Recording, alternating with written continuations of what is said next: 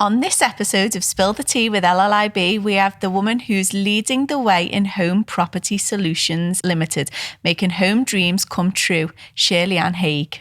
So Shirley, spill the tea on what the journey as a woman in business has been like for you so far. Okay, so where do I start? I've had a 25-year career in the pharmaceutical industry, and that was fantastic. But simultaneously, while I was working in the pharmaceutical industry, in my early 20s, I decided to start investing in property. Wow. And so while all my friends who were getting the bonuses from their pharmaceutical jobs were spending them on shoes, handbags, nice cars, I was buying run-down, boarded-up houses in the council estate that I grew up on, doing up the houses while they were out clubbing. I was, stripping walls and painting. So, I spent a lot of time and energy on educating myself. And what was really interesting for me is how important, university and college is, but education doesn't stop when you finish college, when you finish uni. So for me, it was always about learning, a little bit more about how to expand, how to diversify. And in about 4 years, I'd amassed quite a large property portfolio. So a lot of my colleagues, friends were like, tell us how to do it. Show us how you're doing it. So this is all why I had my full-time job. So I started teaching other people, and I started sourcing and helping friends and colleagues get their own portfolios. And, that continued for quite some time. And then I had my family, and I thought, I can't do 3 jobs, family, business and career. One step too far. It was, so I put the property side on hold, but obviously it was great because I'd created a nice portfolio, I had a passive income. So it kind of meant that I could take a step back, enjoy the family time. And then a couple of years ago, I had it all, everything on paper was brilliant, but I went through a divorce. I got made redundant from my successful career, and my kids both got excluded from school, which kind of threw a little bit of a spanner in the works. They say good things come in threes. Well, they certainly did for me. So it made me, I had to literally reset everything. So I took a little step back and thought, well, who am I? What can I do? What can I do that works for my family, because I needed flexibility. Where's my skills? What can I do? It was COVID, so the world shut down. And I thought, how do I keep a roof over my head right now? I've lost half of everything I've worked for through the divorce. I've lost my career, and I got to be at home with the kids because no one will have them. We did get them back at school and everything's okay now. So I decided to take all the lessons that I'd learned on my property journey and set up a company called Home Property Solutions. And what I do now is I help investors from all over the UK and Europe invest in affordable, long-term properties in Liverpool and the surrounding areas. We're all such Knowsley, Cheshire.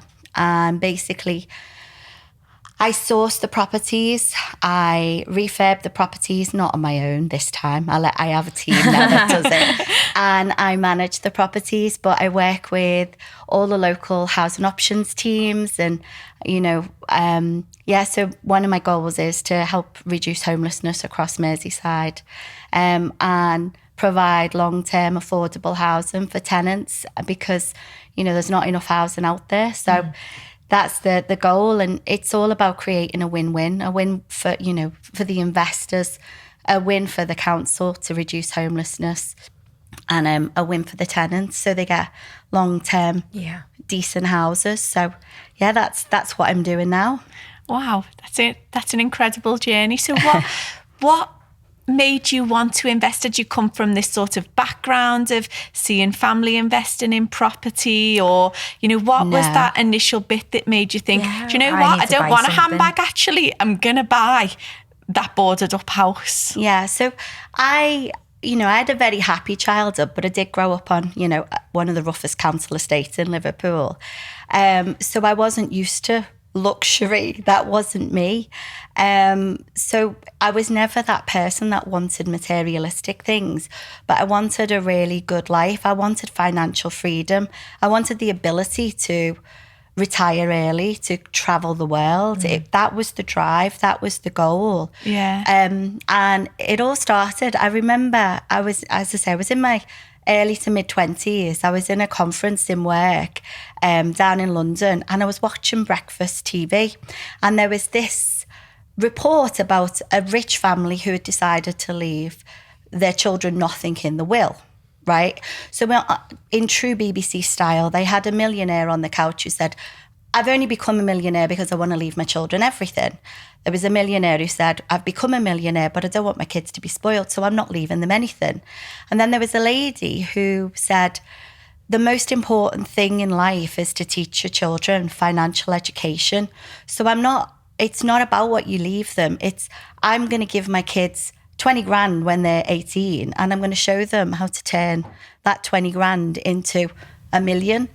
And I was like, is that even possible? But it literally lit a fire inside my belly. And I went down for breakfast in this hotel, and I was telling everyone who'd listen. And one of my friends who I worked with, she went, I know her. I do I'm doing this training course with her. And I was like, tell me more. So I then embarked. She said, read this book. So if anyone hasn't read it, Rich Dad Poor Dad by Robert Kiyosaki. She said, read this book. She said, I'm part of the Rich Dad Poor Dad Training Academy. So is this lady. She's one of the trainers. I was like, right, get me in front of her. I want to know how to do this.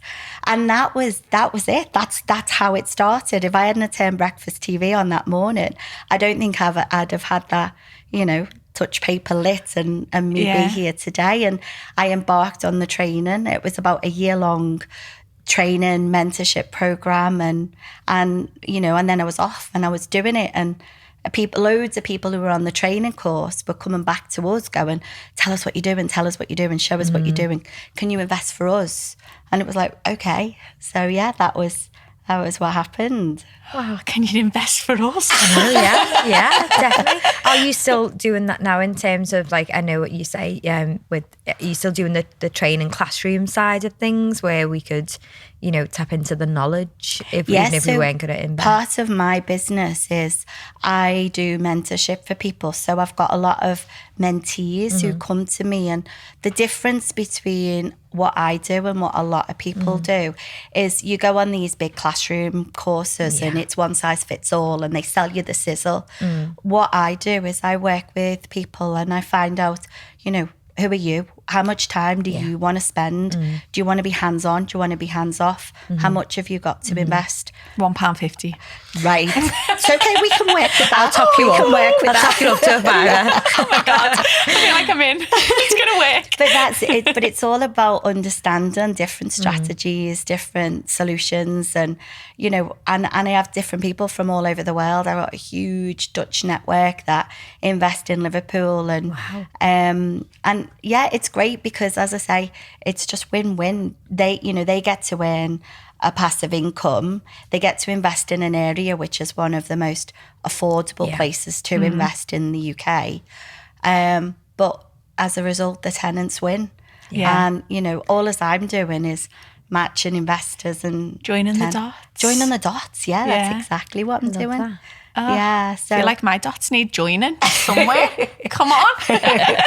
But the plan is I'm working at the moment with some schools and colleges, and one of the things that's quite apparent is there's no financial education in the schooling system. And no life skills in general, is there? None of this, I won't say how to make a cup of tea, but none of I did learn how to make a fruit salad in school. That you actually need for life. So I'm working now with one of my best friends is the Dean of Liverpool College. Oh, wow. So we're putting together a little training course for all the 16 to 18-year-olds on, the importance of your credit score and financial education and how to buy your first house. Because the government have got a strategy that they're trying to get more homeowners. But in Liverpool, we've actually got the lowest percentage of homeowners in the country. One of, there's a couple of other little places dotted around the northeast. But bearing in mind we've got the lowest cost housing, we should have the highest amount of homeowners, but we don't. No. And what the government are doing is they're penalising landlords with higher interest rates, higher legislation, taxing them on stamp duty. So they want landlords to come out of the property system so that first-time buyers come in. But unfortunately, in areas like Merseyside, you can penalise the landlords as much as you want, but people have a herd mentality and they do what they've always done. So we've got the highest number of renters in the country. So we need to be supporting that, and that's where I'm looking at, how do I go upriver and tackle the problem? And the problem is lack of financial education. And, everybody wants the latest phone and trainers, and, nobody thinks, actually, I need to get my credit score good. And therefore I can then buy a house. That's not on people's agenda. But I don't think people understand the long-term complications of short-term mistakes, and that's what we're trying to do. But trying to put a course together in a fun way that a 16 to 18-year-old will actually care to listen. That's a whole challenge in itself. Absolutely. So can you share a pivotal moment or challenge that you've faced in your career that's led to a valuable lesson or insight for your business journey? So I think the turning point for me was obviously, like I've mentioned already, where I was made redundant for the second time, and when I went through the divorce and the kids. And I think, we all go through life on our journey sort of focused on what we should be doing. And what this did for me, was give me, I had to sit back, I had to reflect, I had to look at, what am I good at? What fits my kids' needs? How the hell on this earth can I create a business which gives me the flexibility that I need? Because one of the reasons I was chosen for redundancy was had too many days off territory because of, having to pick my kids up because, they've just hit the head teacher in the classroom. I was like, oh God, here we go again. But, they're neurodivergent. They've got their issues. That's a whole other, story. But it just made me reset, and it made me prioritize, and this whole business was set up around that. So it was just, I wouldn't be where I am now if I'd have not had all those that happened to me.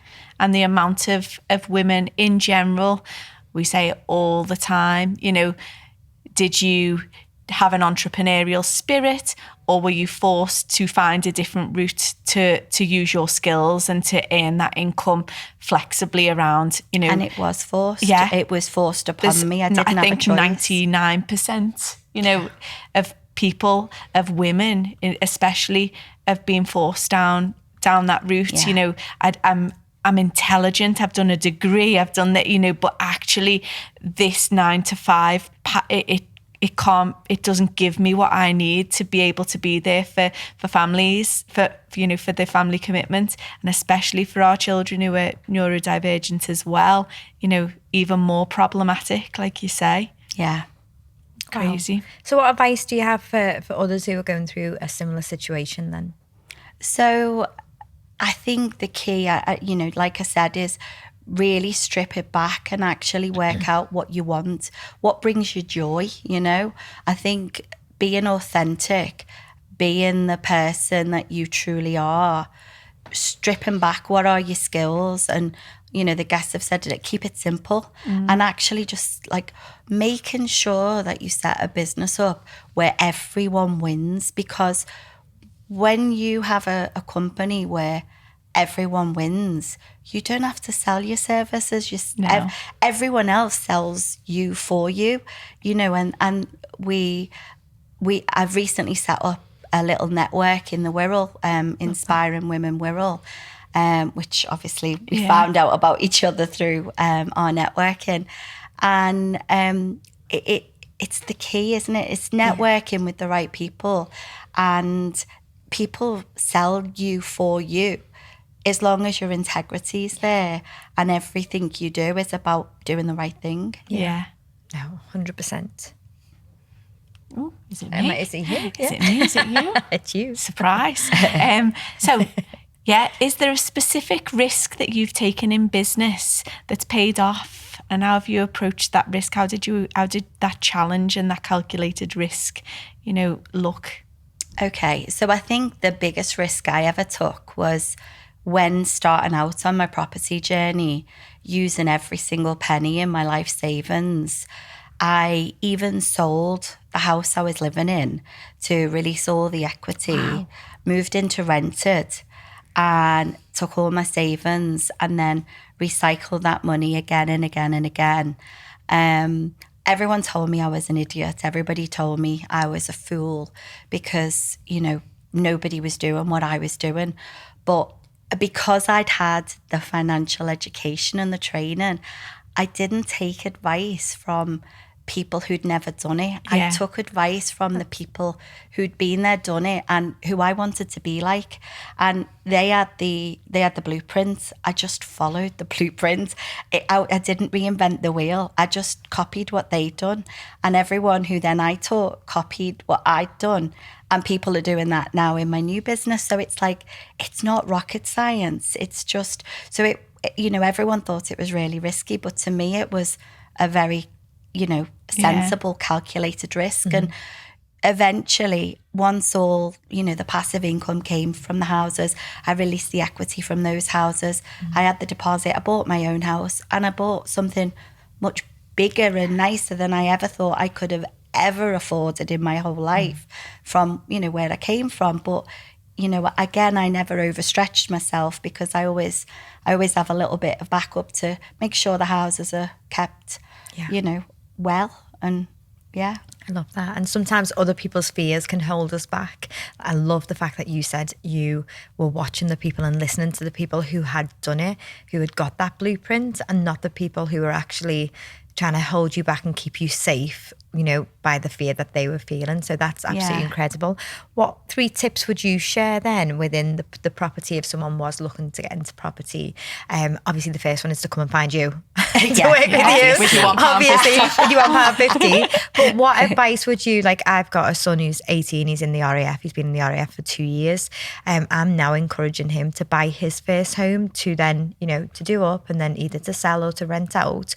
But I've been told in the past that, that mightn't be on certain podcasts and, it mightn't be a great, bit of advice, but I think it is. Just this podcast and this episode alone, really backs that up. What advice would you give then to anyone who maybe has that little inkling of, this might be for me? Yeah. So I think investing in property is a long game. I think there's so many people out there who want get rich quick. Anyone who has a get rich quick attitude, I will tell them straight away, this isn't for you. Go and do something else. This is a long game and you've got to play it long strategically. Anyone who's in there, 16 to 18, get your credit score good. There's such a big difference. What I teach people about is the difference between good debt and bad debt, and how even bad debt can be good. So let me give you an example of that. It's really important that you get a credit card as early as possible in life, because what you want to do is not max it out, but just spend money on it every month, pay it off. Because that credit history, that credit score shows that you have the ability to manage your debt. So many parents say to their kids, don't get into debt, don't get into it. I encourage, I do but encourage, it's good debt and you've got to do it. It's understanding the difference. And when, the difference between good debt and bad debt is if you buy something that makes you money. So let's say, for instance, if he's working away and he's like, well, I don't really want to buy a property because I'm not going to live in it. So we'll buy a buy-to-let property, always invest in bricks and mortar. Yeah. But then that's good debt because you get a loan and essentially you're getting someone to pay that mortgage, for you. Yeah. But you've got your money invested in bricks and mortar. you've got that history, you've got that safety net. And, you know, essentially it's giving you a little passive income. So even if you don't want to buy your own property, what I did was, as I say, I rented, bought loads of buy-to-let properties, and then had 10 times more money coming in than I needed for my rent. But people don't realise that's even a possibility. So, you know, it's not always about going out and buying your first house. It's about investing in bricks and mortar. And sometimes you might want to live in a really nice area, but what all as you can afford is something in one of the more affordable areas. Buy in an affordable area, rent it out, because there's a massive demand. I'm getting around about 100 applications for every property, you know, that I'm renting out Liverpool and Wirral at the moment. Wow. Because the demand for housing is massive. So the demand is there, and you know, whether you live in it or not, it's like invest in bricks and mortar.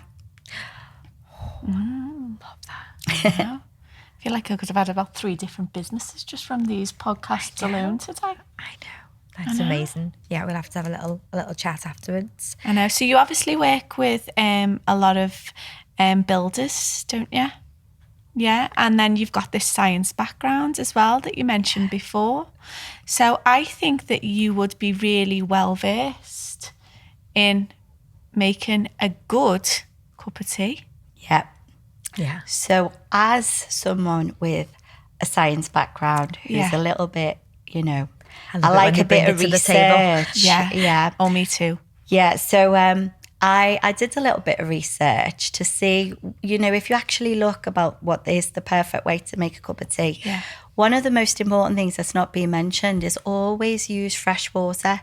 Never reboil a kettle. Ooh. So always empty your kettle out There we go. and use fresh water. And it's all about the molecules and the chemicals in the water change. Well, Claire's got this like pump thing. Are you okay to use like the, you know, the taps that you go like that? Well, you see, the next thing is when you boil the water's got to be at the right temperature. We had a guest that said that as well. So the temperature is important because the tea bags are being designed to release the tea at a certain temperature. Oh, I love this. So if you use, you know, the little pump things, they're good for coffee, but they're not good for tea because the water's never at the right boiling point. Oh no, mine stays. I've got a corker, is it? And so it stays underneath the sink and it stays at the temperature, and then when it goes out of water it fills back up and then it keeps it at that temperature. So you can boil but like your vegetables and stuff like that on with the water. Yeah, so as long as it's the right temperature.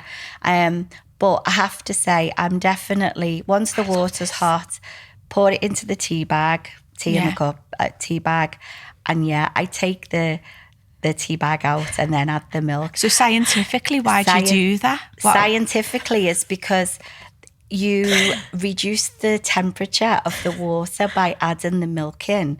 So the tea can't be released as it's just basic osmosis, isn't it? It's literally, it's all about the science. However, there's a debate as well about putting, the lady earlier said about putting the milk in first. Now, that is when you have a teapot. I know. So if you put the milk in first, so if you read, sometimes it says, in Britain, we put the milk in first. That comes from when you have china cups and you put the milk in, and then your tea is already brewed in a teapot, but you should never put the milk in before the water or with the water. So, sorry. So our tea companies are actually... Science. Sorry. I don't usually swear on this podcast, but I knew the science qualifications are coming in for some time. So our tea companies, I've got more respect for like Yorkshire Tea, PG Tips, Tetley now, because they actually create these tea bags in a certain way to be able to do that with the water. It is quite scientific. When you misuse them in the way that you do, I mean, imagine how disheartening that is for the companies when you just take all that hard work and willy-nilly put milk in with it? Can I just say I do leave it to brew for a little bit before the milk goes in. So that's fine. So you've achieved. So actually, she has achieved what she needs to do. So I think you'd be really good at mediation, you know. I really do. Mediation after that, you just hit me assault on a podcast just because I'm right. I'm right. I did try and make the tea yesterday your way, to see how. So it was a real experiment. It was an experiment, oh my God, but it just made me feel a little bit unwell. Let's go and share a proper cup of tea, Shells. I love this. Well, you've been a great guest. For me. Everything you've said, property-wise and obviously cup of tea-wise, we are going to take that away. And I know a lot of the viewers, take that away. a lot of our viewers will, there's so many people talking about investing in property. And I just think having you there on as an episode to go to is just, it's going to really, really change a lot of people's lives, I think. Yeah, and the tea. It's changed your and life, obviously the tea. Definitely. Thank you so much. Thank you for having me.